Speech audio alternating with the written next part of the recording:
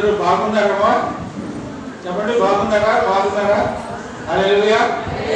ఈ విధంగా 3 నెలలు మరి దేవుడు తన కృపతో కాచారు. మన సెక్రటరీ గారు యూట్యూబ్ ద్వారా జీసస్ లో చర్చ్ నుంచి వాక్యాలు పంపిస్తూనే ఉన్నారు.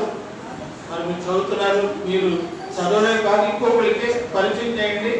ఇదిగో మా సంఘం జరుగుతుందని దేవుడు పక్కవారికి చెప్పడం వల్ల వాళ్ళు చూస్తారు. అందరికి వాట్సాప్ ఛానల్ ఉన్నాయి కాబట్టి ఇంకా మీరు అందరూ కూడా ఈ దినం ఈ విధంగా మనం కలుసుకోవడానికి దేవుడి చిన్న కోరుకున్నారు.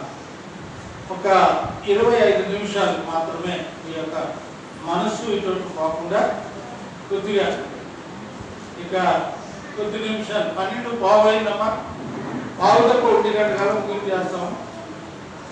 జాగ్రత్త. తర్వాత ప్రభుత్వ సంస్కారం త్వరగా. ఈ పాఠం ఎంతమందికి తెలుసు? చెయ్యతండి. ఈ పాఠం ఎంతమందికి తెలుసు? ఏంటి? త్రోవ పక్కన ఉన్న గుడ్డి భక్తిమయి అనే ఒక గుడ్డివాడు బాగు చేయడం, ఈ పాఠం ఎంతమందికి తెలుసు? ఎంతమందికి తెలుసు? ఒకరు, 2, 3, 4, 5.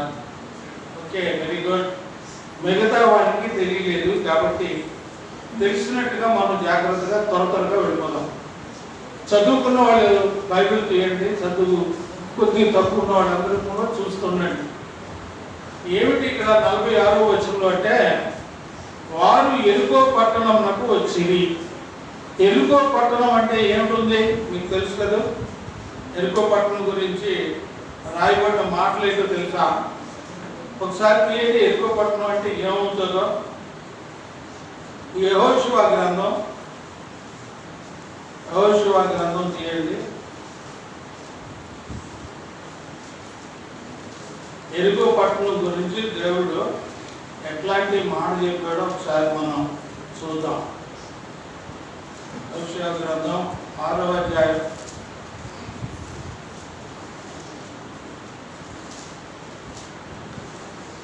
6వ అధ్యాయం అంటే 181వ పేజీలో యెరూషలేము పట్టణం గురించి ఆయన మాట రాశాడు. చదవండి ఎవరైనా. ఏంటి రాశారు? 6వ అధ్యాయము 26వ వచనం చదవండి.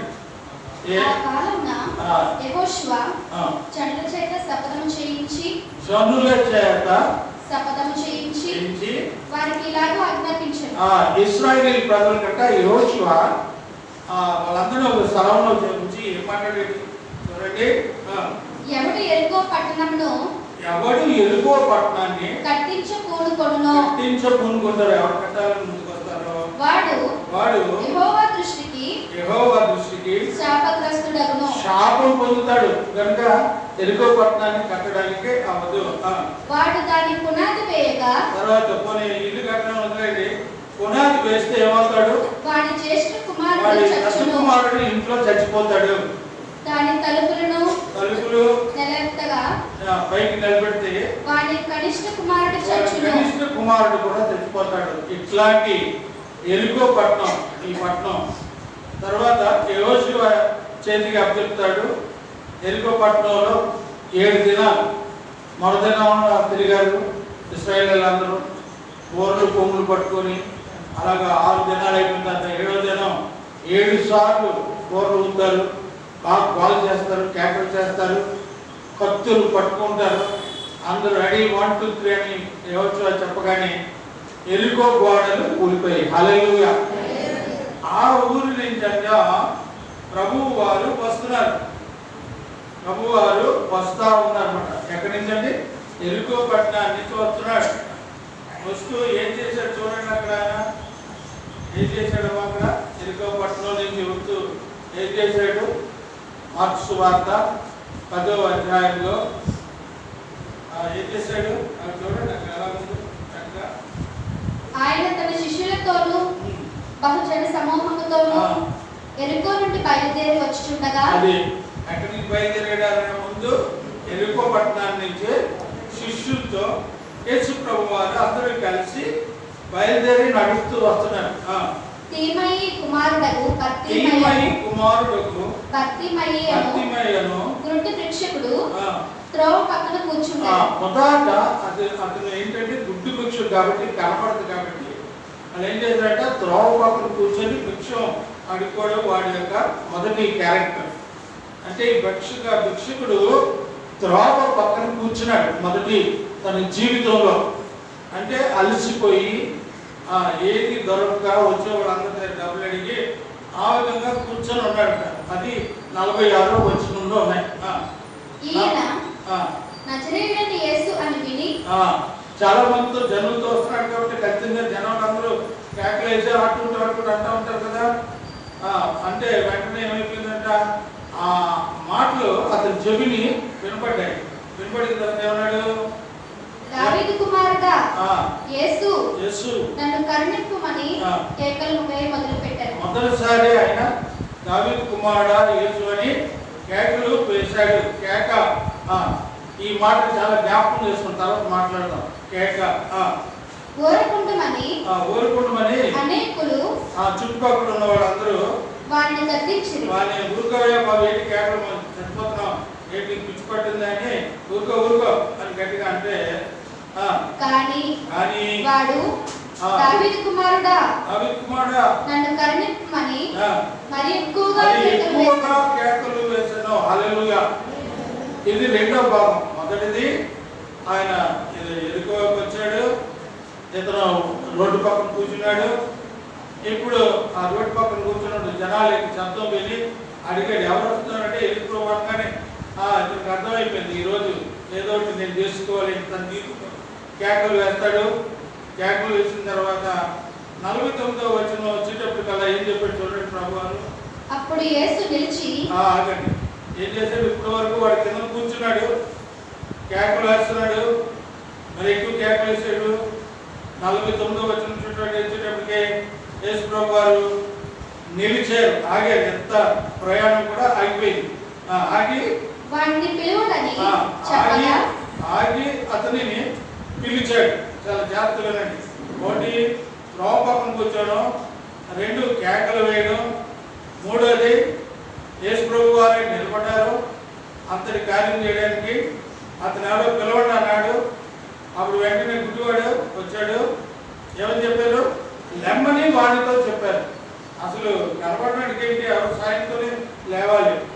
అప్పుడు ఏమైంది చూడండి 50వ వచనంలో, అంతట వాడు బట్టలు పారవేసి దిక్కున లేచి యేసు వద్దకు వచ్చాడు. 46వ వచనంలో అయితే త్రోవ పక్కన కూర్చున్నవాడు దేవుని యొక్క స్పర్శ, దేవుని యొక్క ఆత్మ జ్ఞానం లేక పరిశుద్ధాత్మ కార్యం జరుగుతూ ఉన్నప్పుడు ఏమైపోయిందంటే బట్టలు పారవేశాడు. ఏ బట్టలు పారవేశాడు చూద్దాం. కనుక ఏం చేశాడు, తన జీవితంలో దిగ్గున లేచే అనుభవం, కూర్చున్న అనుభవం నుంచి లేచే అనుభవం వచ్చాడు. వచ్చిన తర్వాత ఏమన్నారు చూడండి 51వ వచనంలో యేసు ప్రభు గారు ఏమన్నారు, ఏమి నీకు కావాల్సిన నీ బాధ ఏంటి, నువ్వు ఏంటి ఎంత ఆలోచన చేయడం వల్ల ఏంటి, నీకేంటి అవసరం ఉంది. అయితే ప్రభు వారికి అవసరం అంతా తెలుసు, అయినప్పటికీ తనతో చెప్పిస్తున్నాడు అనమాట. ఏంటి, తన జీవితంలో యేసయ్య గురించి ఎట్లా ఉంటుందని తనతో చెప్పిస్తా ఉన్నాడు. ఏమంటున్నాడు, నేను యేసయ్య వారు ఆ గుడ్డివాడికి ఏం కావాలని అడిగితే ఆ గుడ్డివాడు ఏమన్నాడమ్మా,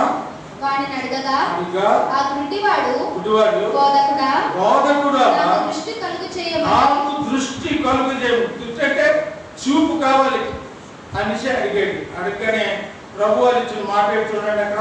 అందుకు యేసు ప్రభు వారు నీవు వెళ్ళుము ఏమన్నాడు, ఎంత కూర్చున్నాడు, లేచాడు, ఇప్పుడు చూపు కావాలన్నాడు, వెళ్ళిపోమని చెప్పాడు. చెప్పి ఒక చిన్న మాట వేశాడు. ఏంటో మాత్ర, నీ విశ్వాసము స్వస్థపరచునని చెప్పాను.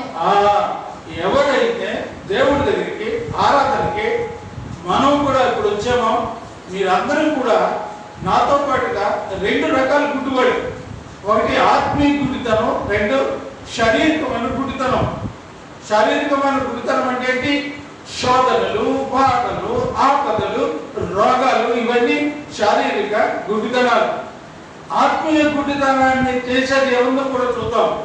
కనుక ఇప్పుడు ఏమైంది? యేసుప్రభు అన్నారు, నీ విశ్వాసము మే మాత్రం ఇంకెప్పుడేం చేయలేడు. నాకు కావాలి, నేను బాగోతానని నాలో ఒక దృఢమైన సంకల్పం ఉంటే దేవుడు తప్పకుండా నన్ను దేవుడు నన్ను బాగు చేస్తాడు అనగానే ఏమైపోయింది అక్కడ? వెంటనే వాడు త్రావను ఆయన వెంట చూపు పొందెను. హల్లెలూయా. ఇక్కడ 5 రకాల మాటలు, చిన్న చిన్న 7 మాటలు, 7 మాటల్లో 5 మాటలు యేసయ్య మాటలు. యేసు ప్రభు అంట ఆ దినాన్ని ఎరుకో ప్రదేశంలోకి వచ్చి ఎట్లాగైనా ఒక కేసు పట్టుకోవాలన్నమాట డాక్టర్ గారు. ఎందుకంటే పరమ డాక్టర్ అయిన యేసయ్య మొదట ఎవరైనా సరే ప్రభువారు ఆ గుడ్డు భర్త మీద జీవితంలో అంట ఏ విధంగా గుడితనాన్ని పోగొట్టాడు, ఎలా తెచ్చాడు అంటే ఈ 5 స్టెప్పులు కావాలి. అలాగే మన జీవితం, నిజ జీవితంలో కూడా ప్రభువుకి 5 స్టెప్పులు కావాలి. అంటే నువ్వు కూర్చొని రాస్తున్నావు, కూర్చొని రకరకాల పనులు చేస్తున్నావు, నీ అవసరం ఏంటో దేవుడికి చెప్పావు, చెప్పగానే దేవుడే నీ ఆత్మదాన్ని విని ఆగిపోయాడు. తన ప్రయాణం ఆగిపోయి అతను ఎవరో పిలవండి అంటున్నాడు. పిలవండి అని చెప్పిన తర్వాత తను అంటున్నాడు, దగ్గరికి వచ్చాడు, నిలబడలేని స్థితి అయినప్పటికీ ఆ పళ్ళు కనబడిన ఇంకొకటి పట్టుకొని వెళ్ళే స్థితి, ఒకరి మీద ఆధారపడే స్థితితో వెళ్ళాడు. వెళ్ళగానే ప్రభువారు ఒకటే ఒక ప్రశ్న అడిగారు, నేను నీకు ఏమి చేయాలి?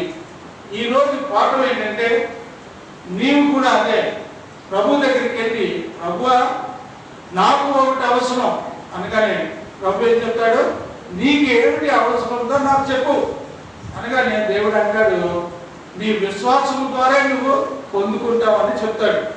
ప్రియ దేవుని పిల్లలు, ఇక్కడ కేకలు అనే మాటకి బైబిల్ ప్రదర్శకులు ఏం చెప్పారంటే ఒక చక్కని మాట్లాడినాడు.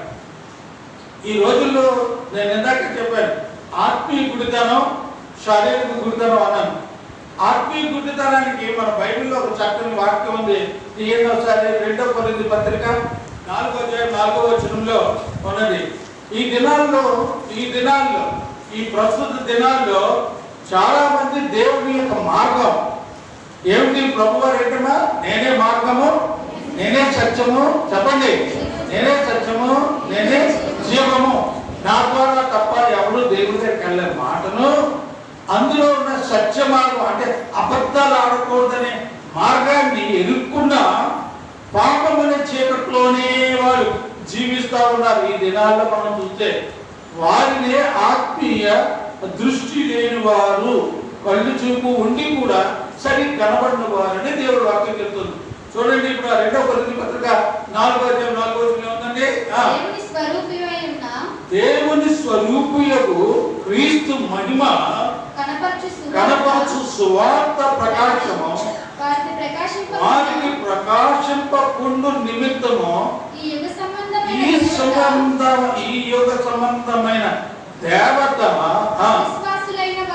అవిశ్వాసులైన వారి మనోనేత్రాలకి వృత్తితనము కలుగు చేశాను. హల్లెలూయా చెప్పండి. ప్రియమైన దేవుని బిడ్డలారా, ఇప్పుడు మనం ఆలోచిద్దాం, మనం ఎవరు అవిశ్వాసులుగా ఉన్నాం. ఇక్కడ చాలా మంది అపనమ్మకంతో వచ్చారు. ఈ రోజు గుడిపుతారా లేదా ఫస్ట్ అనుమానం. అయితే ఈ రోజు అందరూ వస్తారా రారా అదొక అనుమానం. లేదా ఇదంతా ఏమిటంటే దేవుడు ఆ గుడ్డివాడికి ఏమన్నాడు, నీ విశ్వాసంతో నువ్వు వెళ్ళిపోయి అని చెప్పేశాడు. డైరెక్ట్ గా చెప్పి టికెట్ ఇచ్చేస్తే మనం లేకపోతే విశ్వాసులమే దేవుడి దగ్గరికి వస్తాం, కానుకలు ఇస్తాం, విశ్వాసం బాగుంటుంది. కానీ ఏదో ఒకటి అవిశ్వాసము అనే వేదం మనల్ని బట్టి వెంటాడటం ఉన్న పర్వాలేదు గడి పడుకుందామని ఆ నిద్రపోయినాడు కూడా చాలా మంది ఉన్నారని దేవుడి వాక్యం. కనుక ప్రియమైన దేవుని బిడ్డలారా, అవిశ్వాసులైన వారి యొక్క గుడ్డితనం చూపు ఎలా ఉందంట, చూస్తున్నారు కానీ బయటికి వారికి సరి అయిన చూపు లేదు అని కొరింథీ సంఘానికి అపోస్తలుడైన పౌలు హెచ్చరిక చేస్తున్నాడు. మీరు దేవుని యొక్క చిత్త ప్రకారంగా యేసుక్రీస్తు నరుణ్ణి ఈ లోకానికి పంపించి పాపులమైన మనలను బాగు చేయడానికి ఆయన వస్తే మనం ఏమంటున్నామంటే పర్వాలేదు, బాగా చూపు బాగుంది, రేపు వస్తాను ఎల్లుండి వస్తాననే కుంటి సాకులు చెప్తూ మన జీవితం నడుస్తూ ఉంది. అందుకే పౌలు భక్తుడు సూటిగా స్పష్టంగా చెప్పేశాడు, మీరు ఆత్మీయమైన గుడ్డివారు. అంటే ఆత్మలో మీరు పడిపోయే లెగుతున్నట్టు మీరు నటిస్తున్నారు, కానీ ఆయనకి నటనా జీవితం అవసరం లేదని కరాగట్టిగా చెప్తూ ఉన్నాడు. ప్రియమైన దేవుడులారా, ఈ యుగ సంబంధమైన దేవత అంటే ఎవరండి? సభ్యుల గారు ఎవరై ఉంటారు? ఈ యుగ సంబంధమైన దేవత ఎవరై ఉంటారు కదా? ఎవరు? సాతాన్ అండి. ఈ యుగ సంబంధమైన దేవత ఎవరు? సాతాన్ అంటే అపవాది. అపవాదికి ఏం పేరు ఉందండి? వాడు గర్జించు సింహం. ఇటు అటు ఖాళీగా ఉన్న ప్రదేశంలో తిరిగి ఎవరిని మోసపుచ్చుతున్నా, ఎవరి ఖాళీ ఇంట్లోకి వెళ్ళి వాళ్ళతో రకరకాలైన సృష్టిద్దామని ఈ అపవాది యొక్క తంత్రం, కుతంత్రం. అందుకే మనం చాలా మంది ఆత్మీయంగా బలవంతులు కనబడుతున్నాం, కానీ శారీరంగా బలహీనమని దేవుడు వాక్యసూటిగా చెప్తుంది. అందుకే ప్రియమైన దేవుడు బిడ్డరా, ఈ గుడ్డివాడు ఇదను చిన్న మాటలే, కానీ తన యొక్క నమ్మకం 100% ఉంది. వాడు దేవుడి దగ్గరకు వచ్చి ఖచ్చితంగా కేకలు వేచి పొందుకుంటున్నాడనే సత్యాన్ని మనం గమనిద్దాం. కనుక ప్రియమైన దేవుడు బిడ్డరా, యేసుక్రీస్తు ప్రభు వారు ఆ గుడ్డి భిక్షుకాడిని ఎంత చక్కగా ఆ కన్నులు తెరిచాడో, తన మాటల్లో ఉన్న ఆ శక్తిని వాడుకోయించాడు. దేవుడు చెప్పిన మాటలు ఏదో నమ్మకం ఉంచాడు.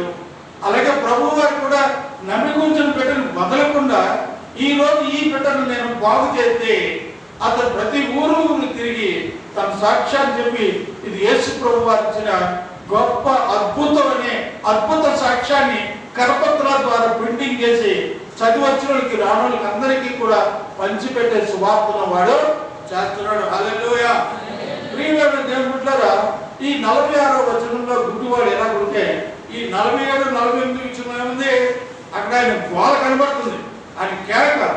కేక అంటే ఏంటండి? కేక ఏమంటే మన బైబిల్ భాషలో కేకలకి ఏమంటాం? మొర్ర పెట్టుకోవడం. మొర్ర పెట్టుకోవడం. కేకలేస్తున్నారు దేవుడి దగ్గర అర్థం ఏంటి?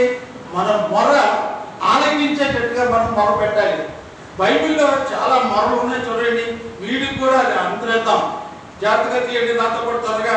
ఆ మొరలు ఎలాగ పెట్టుకున్నాడో, పరిస్థితులు అతని కొంగ తీసి రోడ్డు పక్కనే కూర్చోబెట్టాడు, కానీ అతనిలో ఏదో ఒక దేవుని యొక్క సంచలనం, ఒక ఆత్మ అద్భుత శక్తి ఆ యొక్క గుడ్డివాడి యొక్క భర్తిమయ్య యొక్క జీవితంలో వెళ్ళి ప్రవహించడం ద్వారా కార్యం మొదలెట్టింది. అందుకే వాడు కళ్ళు కనబడినప్పటికీ వాడి మొర 2 రెట్లు, 4 రెట్లు, 10 రెట్లుగా పైకి పెంచి ఆ యొక్క స్వరాన్ని పెంచి ప్రభువు చెంతకు చేరేటట్టుగా తన మాటల్ని చేస్తున్నాడు. హల్లెలూయా. ఇప్పుడు ఈ కేకలు లేక ఈ మొర బైబిల్లో ఏ విధంగా ఉంటే ఒకసారి చూడండి నాతో పాటుగా. ప్రభు వారు పుట్టక మునిపే 350-530 సంవత్సరాల క్రితం యెషయా భక్తుడు ప్రవచిస్తున్నాడు. ఒకసారి ప్రవచనం చేద్దాం. బైబిల్ తీయండి. 30వ అధ్యాయం 19వ వచనంలో చక్కగా ఉంది. ఎలాగో చూడండి. యెషయా గ్రంథం 30వ అధ్యాయం 19వ వచనంలో ఏం చెప్పాను నేను మీకు? గుడ్డివాడు మొర్ర పెట్టుకున్నాడు కనుక కేకలు వేశాడు. కేకలనుగా మొర్రనుగా కేక. ఈ మొర్రకి దేవుడు ప్రభువు వారు పుట్టకంలో ఒక ప్రవచనం ఎత్తు మాట్లాడాడు. ఏమన్నా చూడండి. సియోనులో యెరూషలేములోనే ఒక జనము కాపురం. ఏ జనం అంటే ఇశ్రాయేలీ జనం. ఈ జనం కాపురం ఉంది. ఇశ్రాయేలీ జనమా, నీవిక ఎంత మాత్రము కన్నీళ్లు నీ కళ్ళు నుంచి రాలవు. నీ మొర వినగానే నీకు ఉత్తరం ఇచ్చును. హల్లెలూయా. ఆయన నీ మొర్ర వినగానే నీకు ఉత్తరం ఇచ్చును అనగా అర్థం ఏంటమ్మా? ఆయన నిన్ను కరుణించాడు. కేకలు వేసినప్పుడు కరుణించడం ద్వారా ఏమన్నాడు? ఓ జనమా, ఇదిగో ఓ జనములోనే యెరూషలేములోనే ఉన్నావు, ఈ జనములోనే కాపురం ఉంటున్న వాళ్ళతో కలిసి నీకు మాత్రం కళ్ళు కనబడుతున్నాయి. ఎవరు చాలా మందికి నీ కళ్ళు లేవు, కానీ చాలా మంది కళ్ళు ఉన్నాయి. కానీ అంటున్నాడు, ఇక మీదట నుంచి ఇదిగో యేసయ్య దగ్గరికి వస్తున్నాడు, నీ ఎలుక పట్టడానికి వస్తున్నాడు. కాబట్టి నీవు ఇక ఏమాత్రం నీ కన్నీళ్ళు రాగలిగితే నువ్వు చూస్తావు అనే నమ్మిక చెప్పి చూడండి ఎంత చక్కని ప్రవచనం మాట్లాడుతున్నాడు. నువ్వు ఏదైతే మొరబెడుతున్నావో ఆ మొరకి నేను ఉత్తరం ఇస్తానంటే జవాబిస్తానని దేవుడు చెప్తా ఉన్నాడు. హల్లెలూయా. కనుక ప్రియమైన దేవుడు బిడ్డలారా, మన యేసయ్య కరుణించే దేవుడని మొదటగా మనం జ్ఞాపకం చేసుకున్నాం. ఈ కేకలో ఆయన కరుణించమనే కేక వేశాడు. ఎవరు? గుడ్డిబర్తిమై కూడా అన్నాడు, దేవా నన్ను కరుణించుము, నీ కృప చొప్పున నీ వాత్సల్య బాహుళ్యం చొప్పున నా జీవితంలో నువ్వు దూరమని చెప్పాడు. దేవునికి మాటలు దావీదు భక్తుడైతే ప్రియ దేవుని సంగమా, మొదటిగా ఆయన కరుణ, ఆయన జాలి, ఆయన దయ ఆ యొక్క గుడ్డి భర్తిమయ్యే జీవితంలో మొట్టమొదటిగా ఆస్వాదించలేక ఆయన చిత్తంలోకి వచ్చింది. రెండవది ఏమైందంటే చూడండి, ఆ దావీదు కీర్తనలో కీర్తనకారుడు 30వ కీర్తన 2వ వచనంలో 30వ కీర్తన 2వ వచనంలో అంటాడు, నేను నీకు మొరపెట్టగా నీవు నన్ను స్వస్థపరచు. హల్లెలూయా. ఈ గుడ్డి భర్తమే కూడా కావాల్సింది స్వస్థతే. నీ విశ్వాసము నిన్ను స్వస్థత కలిగించాడు. కనుక ప్రియ దేవుని బిడ్డలారా, దావీదు భక్తుడు తన జీవితంలో కూడా ప్రభువుకు మొరపెడితే ఆయన ఏం చేశాడంటే దావీదుని స్వస్థపరిచిన దేవుడు ఈ దినాన్ని గుడ్డి భర్తనాయని కూడా బాగు చేశాడనే సత్యాన్ని జ్ఞాపకం చేసుకున్నాం. ఇది రెండవ సత్యం. మొదటిది కరుణించేది, రెండవది స్వస్థపరిచేది, మూడవది ఏంటందో చూడండి. కీర్తనలు 81 కీర్తన 7వ వచనంలో ఈ గుడ్డి భర్తమైన జీవితానికి మనం కలుపుకుందాం. ఏంటి అక్కడ మాట? ఆపత్కాలమందు నీవు మొరపెట్టగా నేను నిన్ను విడిపించింది. హల్లెలూయా. మొదటిగా ఆయన కరుణించాడు, రెండవది ఆయన స్వస్థపరిచాడు, మూడవది ఆయన విడిపించాడు. చెప్పండి, మొదటిది కరుణ, రెండవది స్వస్థత, మూడవది విడిపించుట. అంతేకాకుండా ఏమంటాడు చూడండి, అదే కీర్తనకారుడు 180వ కీర్తన 1వ వచనంలో ఏమంటాడు? ఒకసారి చూడండి త్వరగా. కీర్తనలో 180 ఏమంటాడు? నా శ్రమలో నేను యెహోవాకు మొరపెట్టితిని, ఆయన నాకు ఉత్తరం ఇచ్చెను. హల్లెలూయా. శ్రమలో ఉన్న వారికి ఇదనో ఈ వాక్యము ద్వారా ఆయన బలపరుస్తున్న మాట ఏంటంటే, ఇదిగో నీవు నీ శ్రమ అనుకుని నువ్వు ఊరికే బాధపడిపోయి వదిలేకు. దేవుడు అన్నాడు, నీ శ్రమలో నువ్వు చాలా జాగ్రత్తగా ఉండి నాకు మొరపెట్టనుగా నాకు కేకవై, అయా నేను ఈ బాధలో ఉన్నాను, నన్ను విడిపించి ప్రభు అని అనగానే ఆయన ఏమంటాడట, ఆయన సమీపముగా నీ ప్రక్క నుండి నీ శ్రమలో ఆయన నాదుకునే దేవుడిని జ్ఞాపకం చేసుకుంటాం. అంతేకాకుండా చూడండి, అదే కీర్తనకారుడు ఏమంటాడు? 107వ కీర్తనలో 6వ వచనం, 13వ వచనం, 19వ వచనంలో ఈ మాట ఉంది. కీర్తన 107 6, 13, 19 ఏమంటాడు? వారు కష్టకాలమందు అమ్మ జాగ్రత్తగా అయిలారా. దేవుని వాక్యం చాలా ప్రవృత్తమైంది. ఏంటంటాడు? వారు కష్ట సమయములో నాకు దేవుడైన యెహోవాకి మొరపెట్టారు, ఆయన వారి ఆపదలలో నుండి వారిని విడిపించాడు. హల్లెలూయా. మొదటి కరుణ, రెండవది స్వస్థత, మూడవది విడిపించుట, నాలుగవది కష్టకాలమందు ఆదుకునే నాదుడైన యేసయ్య ఉన్నాడు. హల్లెలూయా. కనుక 107, 6, 13, 19 ఈ వాక్యాలు మనకి కనబడతా ఉన్నాయి. కనుక ప్రియ దేవుని బిడ్డలారా, శ్రమలలో కానీ ఆపదలలో కానీ ఉంచాట యేసయ్య అంటాడు, మిమ్మల్ని విడిపిస్తాను నా బిడ్డలారా, మీరేమీ కంగారు పడదని యేసు ప్రభువు చెప్తున్నాడు. అంతేకాకుండా ఇంకో మాట్లాడినటువంటి కీర్తన 91:15 వచనంలో, కీర్తన 91:15 వచనంలో అంటాడు, మనకు అతను నాకు మొరపెట్టగా శ్రమలో నేను అతనికి తోడై ఉండెదను, అతని విడిపించి అతని గొప్ప చేసేదను, దీర్ఘాయువు చేత అతని ఆగండి తృప్తిపరచెదను. చూసారా, మనకు ఏవైతే శ్రమలు వస్తాయో వాటన్నిటి నుంచి మొరపెడితే తప్పకుండా దేవుడు సహాయం చేస్తాడు. నా ప్రియ దేవుని సంగమా, ఈరోజు 47-48 వచనాల్లో భర్తిమై గుడ్డి చూపు కలిగిన వాడు మొదటి కేకలు లేక మొదటి మొరలో దేవుడు ఎట్లాంటి అనుభవాలు పెట్టాడో ఈ వాక్యాన్ని చదివించినవి మనకి. ఆ దినాల్లో ఆయనకేంటి సింపుల్ గా బాగుపడాలి, కానీ మనకి ఈ దినం ఈ వాక్యాలు మీరు చదువుకుంటారు లేదో నాకు తెలియదు, కానీ దేవుడు మీతో చెప్పమన్న మాట ఏంటంటే, నేను కరుణించేవాడను, నేను స్వస్థపరచువాడను, నేను దీవించువాడను, నీ కష్టకాలంలో శ్రమలలో ఉపద్రవంలో ఆపదలలో నేను కాపాడే దేవుడునని కరాఖండిక దేవుడు చెప్తా ఉన్నాడు. ప్రియ దేవుని బిడ్డలారా, ఆ విధముగా దేవుడు ఆ మొర్ర ఆలకించాడు. ఇది ఒక పాఠం. తర్వాత ఇప్పుడు 49-50 వచనాలకి వచ్చేటప్పటికల్లా ఏం చేశారమ్మా, 49వ వచనంలో ఇంత కేకలు వచ్చేస్తున్నప్పుడు అంట ప్రభువుని టక్కన ఆగిపోయారు, నిలిచిపోయారు. నిలిచి ఏం చేశాడు, ఆ అబ్బాయిని కొద్దిగా పిలిచిరండి నా దగ్గరికి అన్నాడు. వాడు లేవలేని స్థితి అయితే ఎవరో పట్టుకొని తీసుకొని వచ్చాడు. అప్పుడు ఏమంటే చూడండి, 49వ వచనంలో మార్క్స్ వార్త 49 మన వాక్యం చదువుకున్న దాంట్లో అప్పుడు యేసు నిలిచి పిలిచి మొదటి మాట తన జీవితంలో, తన మలుపు తిరుగుతున్న జీవితం, ఇప్పుడు వరకు చూపు లేని జీవితంలో మొదటి మెట్టు ధైర్యం. ఈ రోజు మనం కూడా అనేక కష్టకాలంలో తిరుగుతున్నప్పుడు మనకు అనేక ధైర్యం చాలని సమయం.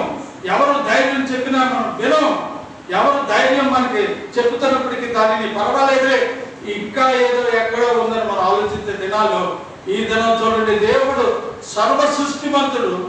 అక్కడ ఒక గుడ్డివాడిని పెట్టేటంతే, కానీ ఈ పాఠం అంట జీసస్ లో సంఘంలో ఈ 4వ తారీఖు జూలై మాసం 2021లో ఈ టైంలో 11 గంటలో ఉన్న మీతో మాట్లాడుతున్న దేవుడు అంటున్నాడు ఏంటంటే, ధైర్యం తెచ్చుకుంటే ఎంతకాలం పిరికివారుగా ఉంటారు, పిరికి పంతుల వారే ఉండద్దు, ధైర్యం తెచ్చుకోమని ఏమంటాడు చూడండి. ఆయన నిన్ను పిలుచుచున్నాడు, లెమ్మని వారితో చెప్పాను. ముందు కూర్చొని ఉన్నాడు మొదట్లో, ఇప్పుడు లెమ్మని రెండవ జీవితం తన ఆరంభమైంది. తన జీవితానికి ఒక నారుమడి కడతా ఉన్నాడు యేసయ్య. కడుతూ అంటున్నాడు, ఏమంటాడు చూడండి, ఇప్పుడు ఏమంటాడు, పిలిచిన పిలుపు. ఆయన పిలుపంట, యేసయ్య పిలుపంట చాలా భావగర్భితంగా ఉంటుంది, చాలా సంతోషముగా ఉంటుంది, మృదు మధురముగా ఉంటుంది ఆ కేకలు. కనుక ఒకసారి మనం ఏం చూసుకున్నాం అంటే అతని యొక్క గోల మొదలను మనం చూసుకున్నాం. ఇప్పుడు ఆయన పిలిచాడు, అలాగే బైబిల్లో కొంతమందిని పిలిచాడు. ఒకసారి చూద్దాం త్వరగా, ఒకసారి త్వరగా దీంతో కలిపే ఇదంతా మన గుడ్డి బట్టలతో కలిపి. మొదటి పేతురు గ్రంథం త్వరగా తీయండి, 2వ అధ్యాయం 9వ వచనం. మళ్ళీ అదే మొదటి పేతురు 2వ అధ్యాయం 20, మొదటి పేతురు 3:9. ఈ 3 వచనాలు రెడీగా ఉన్నాయండి. మొదటిగా మొదటి పేతురు 2వ అధ్యాయంలో ప్రభువు వారు గుడ్డివాడిని ఎందుకు పిలిచారో అది గమనిద్దాం. అమ్మ వింటున్నారు కదా, అయ్యారు అందరూ వాక్యం వింటున్నారు కదా, అక్కడ అర్థం కాకపోతే అడగండి. ఎందుకంటే ప్రభు వారి దినాన్ని గుడ్డివాడిని బాగు చేయడం అంటే కాదు, చాలా చిన్న విషయం కాదు. నిన్ను నన్ను కూడా బాగు చేయడానికి రెడీగా ఉన్నాడు. కనుక మనము ప్రభు వారిని ఎందుకు పిలిచాడు అనుకుంటామని, మన ఎందుకు పిలిచాడంటే ఈ వాక్యాల ద్వారా కూడా మనం బలపడాలి. 2:9 అయితే మీరు చీకటిలో నుండి జాగ్రత్తగా విన్నాం. మీరు అమ్మ అయ్యారా జాగ్రత్తగా వినండి. మీరు చీకటిలో నుండి ఆశ్చర్యకరమైన తన వెలుగులోనికి మిమ్మల్ని పిలిచిన వాని గుణ అతిశయములను ప్రచురము చేయు నిమిత్తము పిలుస్తున్నాడు. హల్లెలూయా. గుణాతిశయం అంటే యేసు ప్రభు గారి యొక్క మంచి చెడు మనం చెప్పాలి. ఇప్పుడు నేను బాగు చేసేస్తున్నాడు గుడ్డని, రెడీగా 2 నిమిషాలు బాగు చేసేస్తున్నాడు. చేసే ముందు నువ్వు చీకట్లో ఉన్నావు, ఇప్పుడు వెలుగులోకి రప్పిస్తున్నాను. నువ్వేం చేయాలా? యేసు ప్రభు యొక్క గుణకార్యాలు, ఆయన ఎలాంటి వాడు, ఆయన ఎంత గొప్ప దేవుడు, ఆయన ఎలా ఉన్నాడు, సిలువలో ఎలా బాధించాడు, మరి చీకట్లో ఉన్న వారిని ఎలా లాక్కొచ్చారో, రకరకాలుగా ఉన్న పద్ధతుల్ని అన్ని ఆయన ఈరోజు ఈ పేతురు 2:9 మిమ్మల్ని పిలిచిన దేవుని యొక్క గుణాతి చేయాలి, ఆ గుణము యొక్క గొప్పతనాన్ని చాటి చెప్పాలి. ఇక్కడ నీదు నాకు కూడా ఒక ప్రశ్న ఏంటంటే, ప్రభు చేస్తున్న ప్రశ్న ఏంటంటే, నువ్వు కూడా యేసు ప్రభు వారి గురించి నువ్వు పనిచేస్తున్న పని స్థలంలో, నువ్వు చేస్తున్న వ్యాపారంలో, నువ్వు చేస్తున్న ఆఫీసెస్ లో, నువ్వు చేస్తున్న హాస్పిటల్స్ లో, ఏ రంగాల్లో ఉన్నావు అక్కడ యేసు ప్రభు వారి యొక్క గుణగణాన్ని చెప్పాలని మరొకసారి నిన్ను బ్రతిమలాడడానికే మొదటి పేతురు 2:9 ఈ రోజు మనతో మాట్లాడుతున్నది. 2000 సంవత్సరాల పూర్వం గుడ్డి భర్త మీద ఈ రోజు యేసు ప్రభు వారు నిలిచి ఆయనను పిలిచి కొన్ని మాటలు చెప్తాడు. హల్లెలూయా.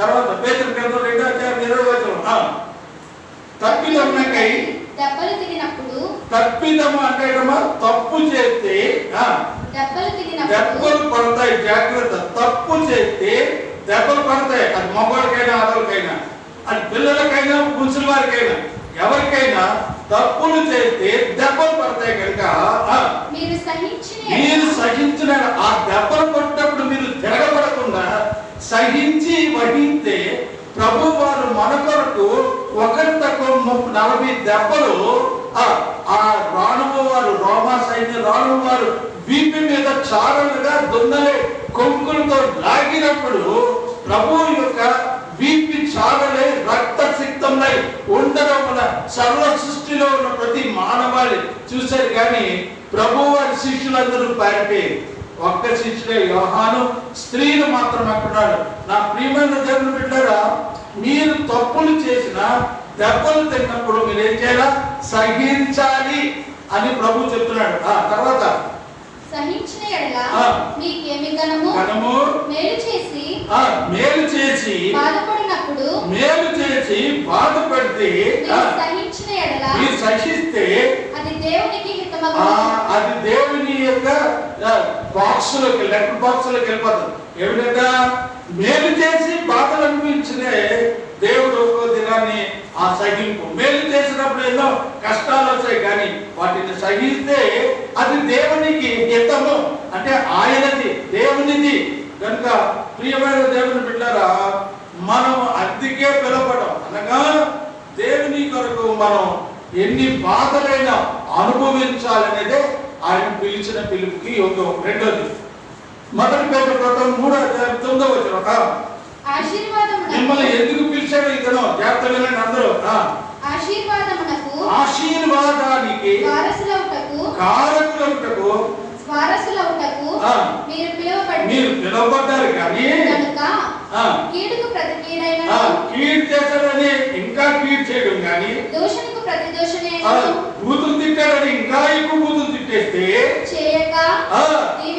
దీవించండి. వద్దు, మన నోటిలో దేవుని కృపా సహితమైన మాటలే రావాలి. ఎందుకంటే మన యేసయ్య రహితుడు, మనము పాప సహితులము కనుక ఈ దినం అంటున్నాడు, ఎవరైనా తిట్టినా, ఎవరైనా ఏ మాట అన్నా ఆ మాటకి ప్రయత్నాలు చెప్పుకొని దెబ్బలు తిరిగి వెళ్ళిపోతే దేవుడు ఆయనతో మాట్లాడతాడు, మనసు మార్చేస్తాడు. అప్పుడు దేవునితో నెమ్మదైపోతాడు దేవుడు. మీరు దేనికమ్మా కర్తలు అమ్మా, దేవుడు వాక్యం ఏం చెప్తుంది? మిమ్మల్ని దేవుడు ఎందుకు పిలిచాడంటే ఆశీర్వాదం ఇవ్వడానికి. హల్లెలూయా, స్తోత్రం. మీరు బాగుండండి, వచ్చే వారం బాగుండండి ఆ యేసయ్య చెప్పడం. నిన్ను తెస్తే నీవేం చేస్తున్నావు? ఒక దెబ్బ తెల్లేవా దేవుడి కోసం? పైన కొట్టాడు అనుకో, తిరిగి మనం కొట్టద్దు, ప్రజలు తెలుపుకోండి. మూతు ఇరిగిపోయాడు, పర్లేదు. ప్రభు ఏం చెప్పాడు? ఒకటి ఖాళీ అయితే ఈ ఖాళీ కూడా ఇచ్చేయమని చెప్పాడు. హల్లెలూయా. కనుక నీకు నాకు ఈరోజు సమాధానం నేర్పడానికి ప్రభు వారు గుడ్డివాడిని ఎంచుకున్నాడు. ఈరోజు మన సంఘంలో ఉన్న విశ్వాసులు అందరినీ ఎంచుకున్నాడు. హల్లెలూయా. అదే పౌలు భక్తుడు ఏమంటున్నాడు చూడండి, మొదటి తెస్సలోనికై పత్రిక 4:7 మొదటి తెస్సలోనికై పత్రిక 4:7 2 వచనాలను ముగిస్తున్నాను. మొదటి తెస్సలోనికై 4:7 ఉంది. మనం ఎందుకు వచ్చారు చూడండి, మన ఎవరమే పరిశుద్ధులగుటకే దేవుడు మిమ్మల్ని పిలిచను, కానీ అపవిత్రులుగా ఉండుటకు పిలవలేదు. హల్లెలూయా చెప్పండి అందరూ. ఎందుకంటే ఎంత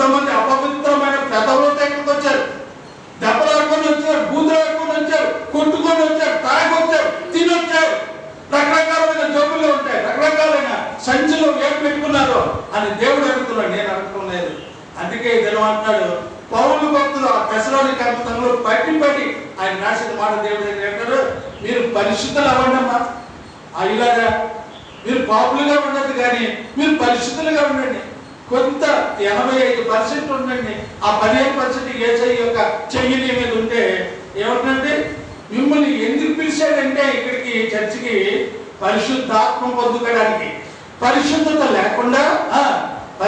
లేకుండా దేవుణ్ణి ఎవడు చూడలేడు. పరిశుద్ధాత్మ లేకుండా ఏమీ బోధించలేవు. హల్లెలూయా. కనుక పరిశుద్ధులుగా, పవిత్రతగా, పరిశుద్ధ దేవుని యొక్క కుమారుడిగా నిన్ను ఇక్కడ తీసుకొచ్చాడు. కానీ అపవిత్రులుగా అంటే అపవిత్రం అంటే పవిత్రులు కానివారు. దాన్నే డాక్టర్ సతీష్ కుమార్ గారు ఏమంటారంటే పాపిష్టులు అంటాడు ఆయన. అపవిత్రులు అంటే పాపిష్టులు, అంటే పాపమునే జురుకొని తాగుతున్న వారు అపవిత్రుల యొక్క లిస్టులో వెళ్ళిపోతారు. కాబట్టి మీరు అట్లా ఉండవద్దు. మీరు ఎలా ఉండాలా? పరిశుద్ధ దేవుని పూజించాలి.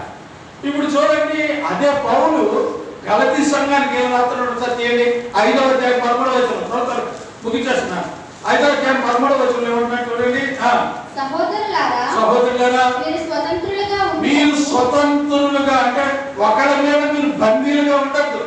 మీకు మీరుగా సొంతంగా అన్ని చేసుకోండి.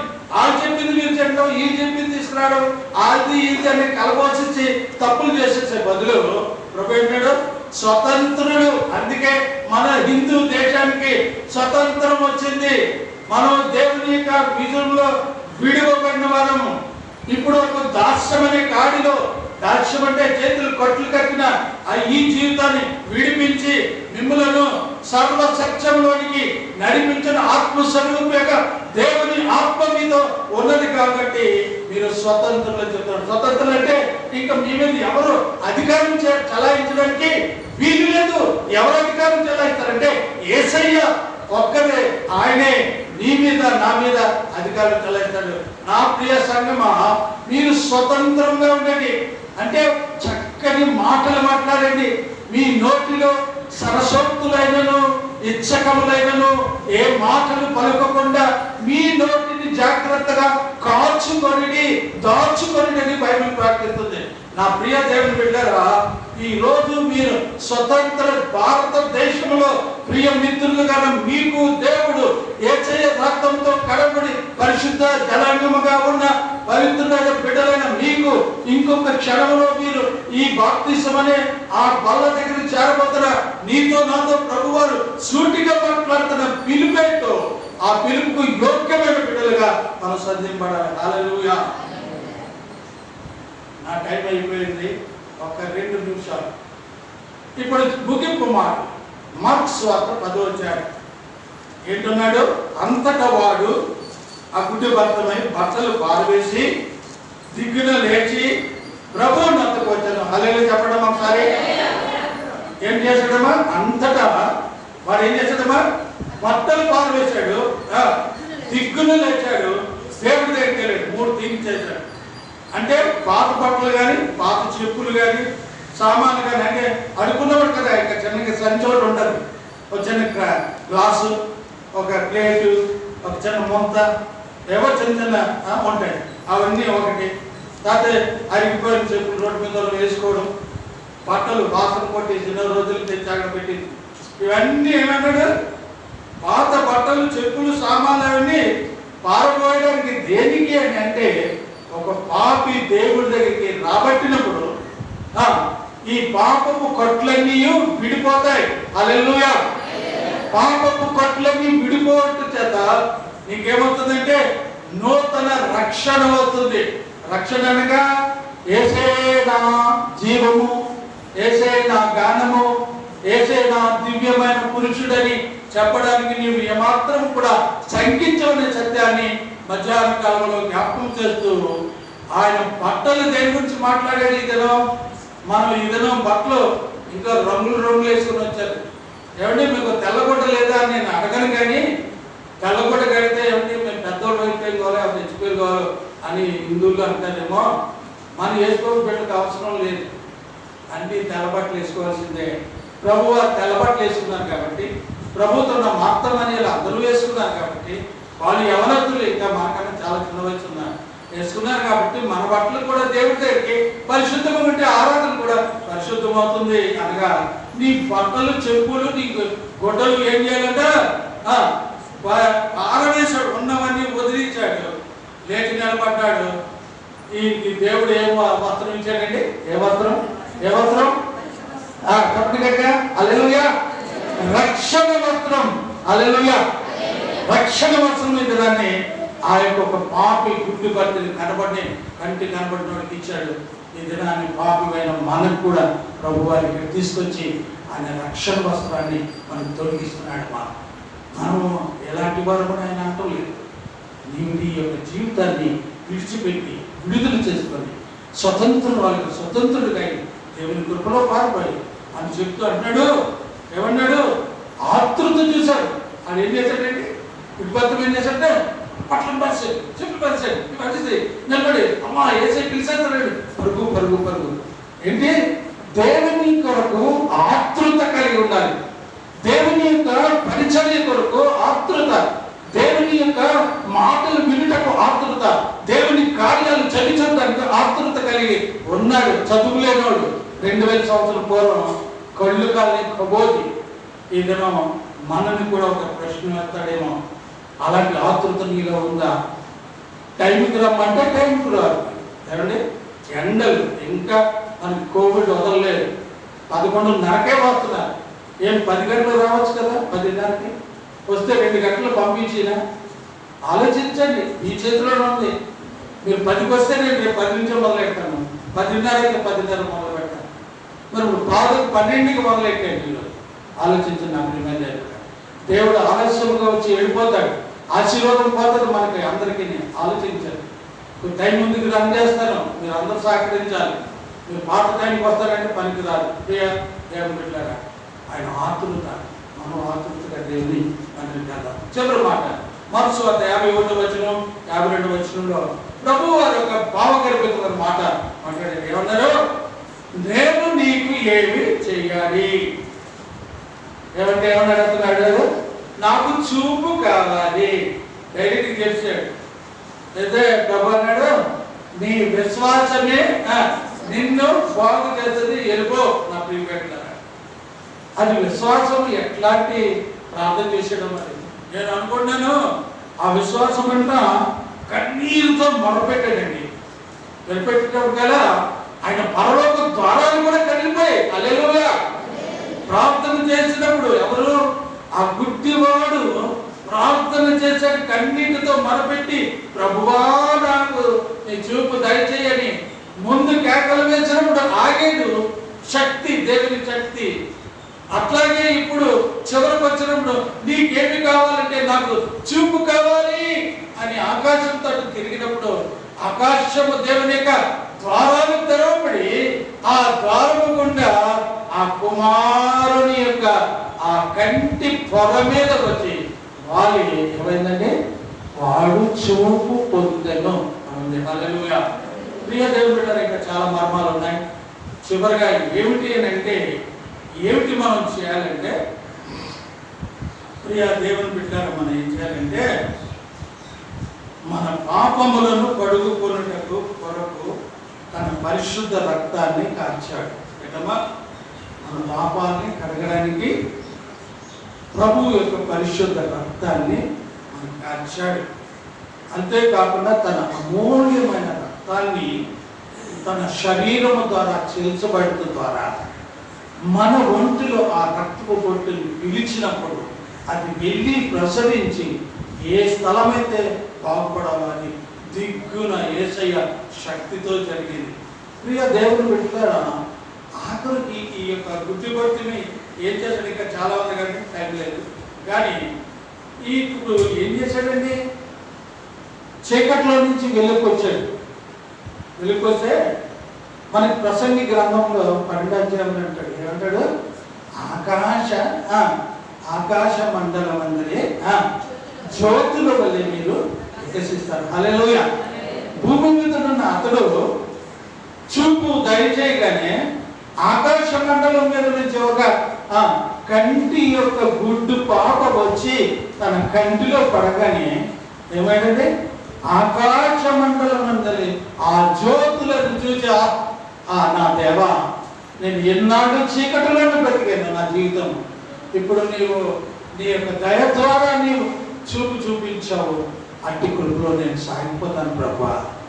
నాకు ఎన్ని కష్టాలున్నా నష్టాలున్నా నీవే నా గురి, నీవే నా దశ నా దిశ అని ఎవరైతే ప్రార్థన చేస్తారో అట్టి వారి జీవితంలోకి పరిశుద్ధాత్మ దేవుడు యేసుక్రీస్తు ప్రభు వారు వస్తారు.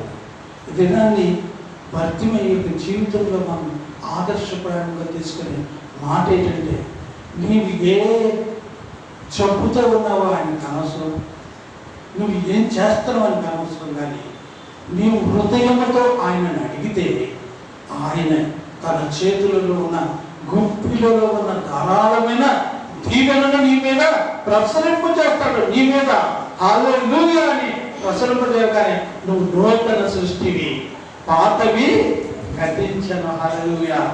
ప్రార్థన. స్తుతులకు పాత్రుడైన మా దేవ, ఇది నేను మార్క్స్ 10 వచ్చాను 46 నుంచి 50 ఏళ్ళు